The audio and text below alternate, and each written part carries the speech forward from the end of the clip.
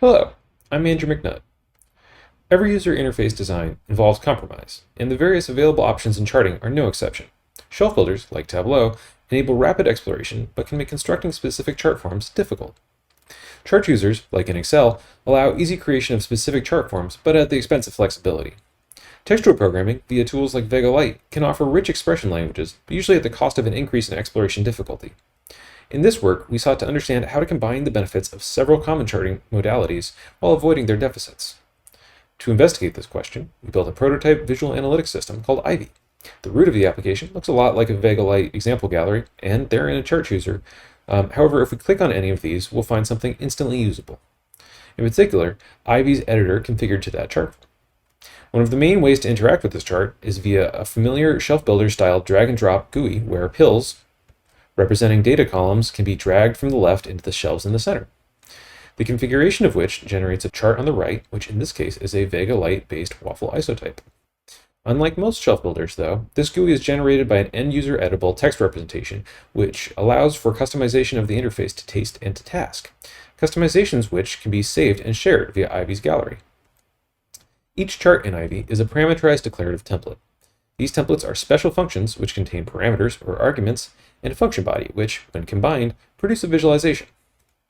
The typed arguments to the special function describe both what values can be used as well as what GUI elements will be generated to represent them. Here we see several parameters controlling features such as color and size.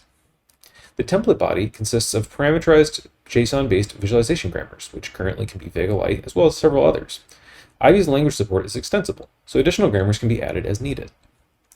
Backing this parameterization is a formal language specification, which you can find out more about in the paper, but what it boils down to is a standard JSON enhanced with variables and conditionals.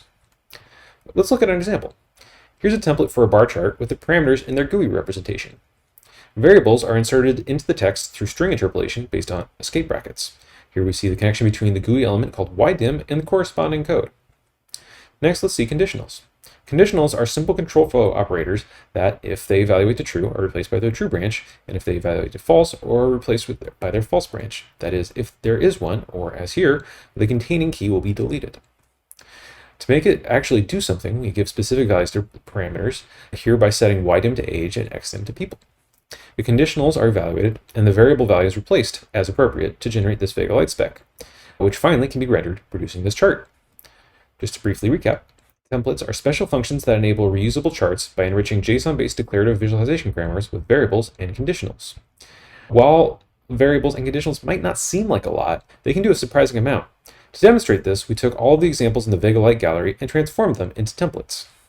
When we conducted this exercise, there were 166 unique examples, which we factored into 43 templates, yielding a 3.5x compression ratio, indicating that, in addition to their other usability gains, templates can act as self-documentation for collections of charts and improve a grammar's learnability.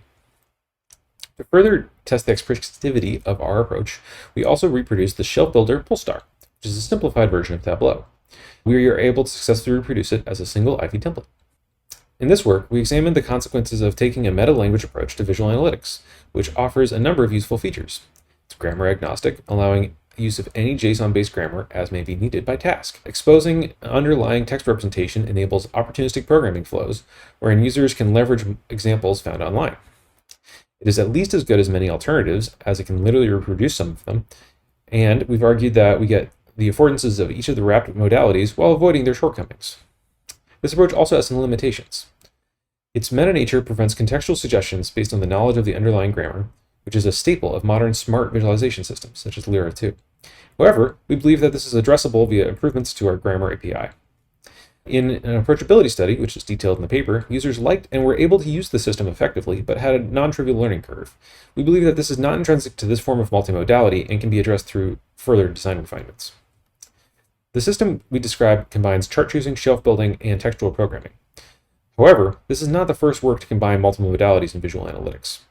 In future work, we'd like to see systems that combine not just visualization modalities, but also analytic contexts, such as spreadsheets and notebooks, as well as techniques like programming by demonstration. We are optimistic that the multimodal and meta-layer approach found in Ivy and the lessons learned therein will be a useful starting point for future work in this direction. Thank you for your time and attention. You can find out more about this work at this address.